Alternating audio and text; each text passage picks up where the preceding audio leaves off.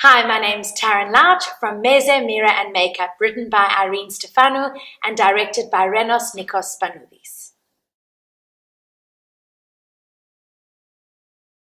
I think the themes in the play are timeless. I mean, it's still relevant today, even though it was set in 1974. The issues of identity, I think, are particularly relevant in South Africa because we are such a melting pot of different cultures and different people, and everyone's looking to find their place in South Africa while staying true to who they are, but fitting into the greater society. So I think those elements are still there. The elements of the role of a woman in Greek society and in South African society, I think, has changed and has definitely evolved, although there are still some people who are of that old school thought. What's been funny is to have a very young audience come and see it and for them to go away and having actually related to it, even though it was set in a time way before they were born. So I think Irene Stefanou wrote a really wonderful piece that will be revived again and again. Well, it's funny because every character, and I play 12, every one of the characters that I play on stage, I know personally. I mean, I have found a personal reference, whether it be a relative, a friend of a friend, an acquaintance. And like I said, the play is set in 1974, which was before I was born as well.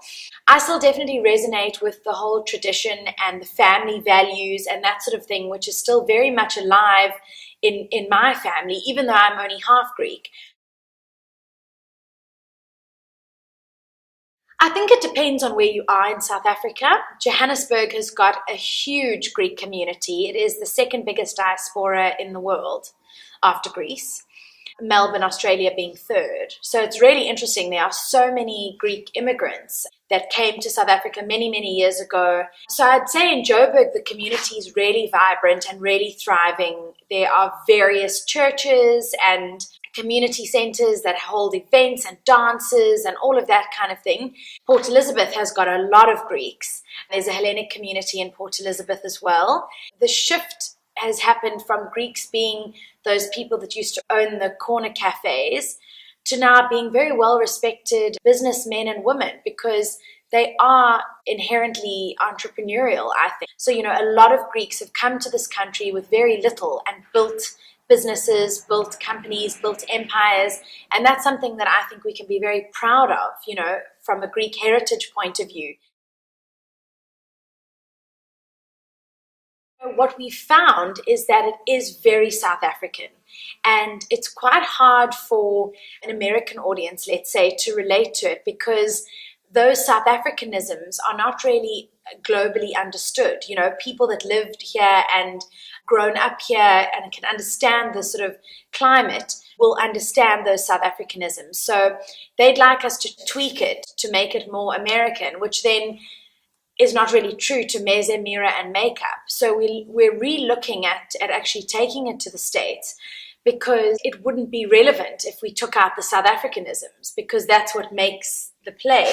Although something like My Big Fat Greek Wedding, which was actually written after Meze, Mira and Makeup, funnily enough, although I call Meze, Mira and Makeup the South African Big Fat Greek Wedding, shows that those elements and those themes of being a Greek immigrant in America poses the same challenges as it did here many years ago. I do think that for a global audience, that sort of shift in immigration is really, really relevant because a lot of us are living in places that we weren't born, but we've made those new places our home. And I think the play really, deals with how to fit in a society where you don't necessarily fit in. But it's not about fitting in, it's about finding your place.